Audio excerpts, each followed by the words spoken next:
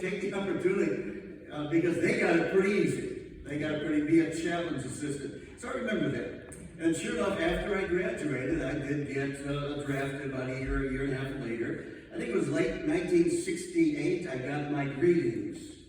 You know what those are, greetings. And I was to report to the Federal Building downtown Cleveland I think it was January 26, 1969. So I reported there, and they sent me, first of all, I went 2 months, they sent me down to Fort Campbell, Kentucky for the basic training. I was there 2 months or a little bit more. And then the first day I was there, they flew us down there from Cleveland, Ohio. They put us in this room, it was already like 2 o'clock in the middle of the night or so. And they had us all sit down there. The sergeants came in and started yelling at us. So I got used to being yelled at, when I was in the Army.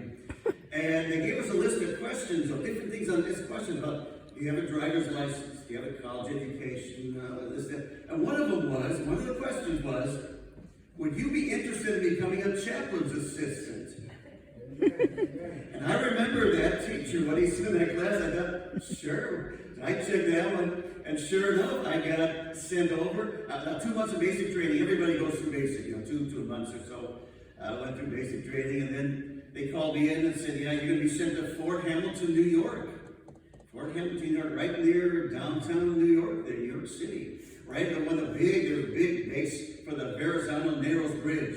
You probably don't know the Verrazano Narrows Bridge in New York. They have a big, huge pillar there, that's where Fort Hamilton was. I was there a couple months, So I went through the routine there. We taught us how to be chaplains, how to type. I knew how to type and other things. And then when the final day came, when the orders came through where everybody was going to, they started listening.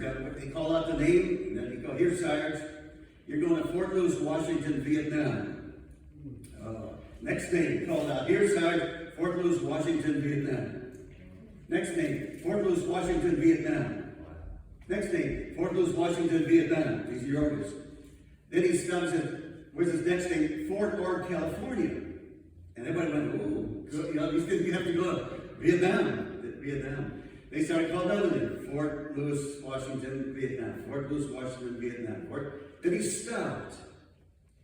And he said, where's this Rasnackle guy?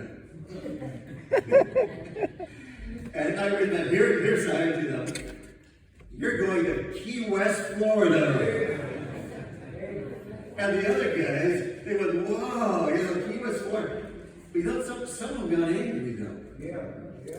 Why him and not me? Why am I going to Vietnam? He's going to Key West, Florida. Well, I know now why. The Lord was in it. Amen. That's why I got to hear the gospel. That's why you get saved. So when I got sent down to Florida, when I got down there, you fly the plane from Cleveland all the way down to Miami, Florida.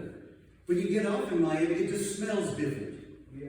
The state of Florida smells different. It's got that musty smell. It's real humid, just a different kind of planet down there in Florida. And then I boarded a small plane. One of them I sat over the fuselage. I think it was my legs had to go like this. A real small plane, but you fly kind of low. What a beautiful scenery. Key West, Florida, at nighttime when the moon is shining, reflecting off the ocean there, and the palm trees are silhouetted against that. Picture postcard beautiful. That's how beautiful it was down there. Don't look at all the bugs and the roaches. Don't look at the snakes and all those kind of things. But it was beautiful down there.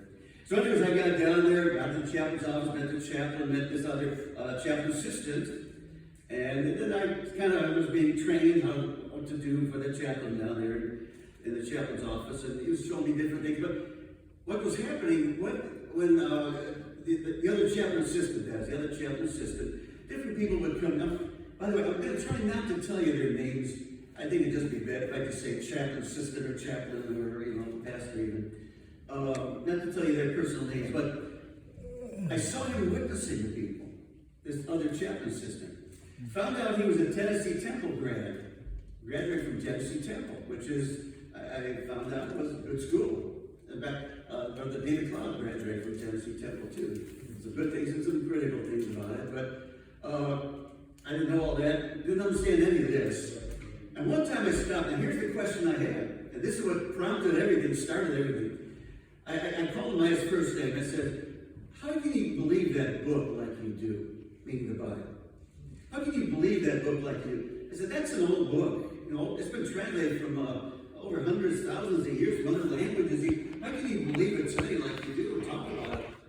He said something that, here's what made the difference.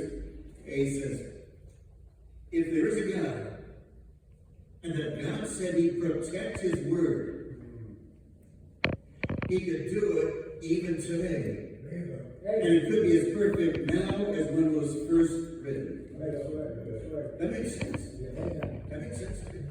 So I started reading the Bible down there in Key West, it's chaplain's office. There's not a whole lot to do there. So I started reading the Bible. Guess where I started? Genesis. I read through Genesis, Exodus, Leviticus, Numbers, Deuteronomy, Joshua, Judges, Ruth, 1st and 2nd Samuel, 1 Kings. 1 Kings, chapter number 11. I started running across verses like this. 1 Kings chapter 11, beginning at verse number 6 here. We're looking at about 7 different verses, but they're all from 1 Kings. This is what I was reading, and this is what impressed upon my heart. The need of spiritual things. Amen.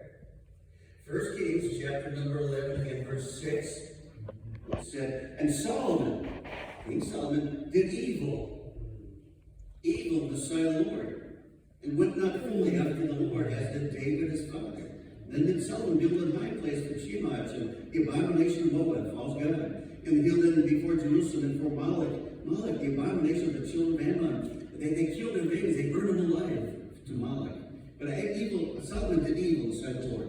The next reference is chapter 13. I'm reading this through. 1 Kings chapter 13, verse 33. 1 Kings 13, 33 now. After this thing, Jeroboam returned not from his evil ways, but made again of the lowest of the people priests of the high places, and whatever he consecrated him, and he became one of the priests of the high places. So he did evil there inside of Jeroboam did. Chapter 14, verse 9. Like I say, all these references are from 1 Kings. Chapter 14, verse 9. But had done evil above all that were before thee, for thou wast gone and made the other gods and molten images to provoke me to anger, God says, and has cast me behind thy back. Chapter 14, verse 22.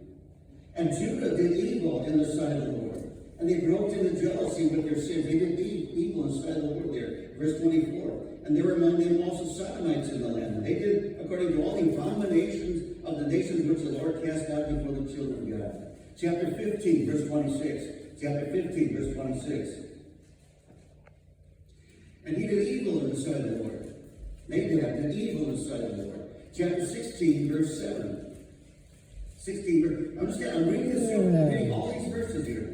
And also by the hand of the prophet Jehu, the son of Hananiah, came the word of the Lord against Baasha and against his house, even for all the evil that he did in the sight of the Lord. The Lord sees all this, and he's doing evil in the sight of the Lord, provoking him to anger. Chapter 16, verse 18. And it came to pass when Zimri saw the city was taken, and he went into the house of the king's house and burnt the king's household with fire and died for his sins, which he sinned, doing evil in the sight of the Lord. Doing evil in the sight of the Lord.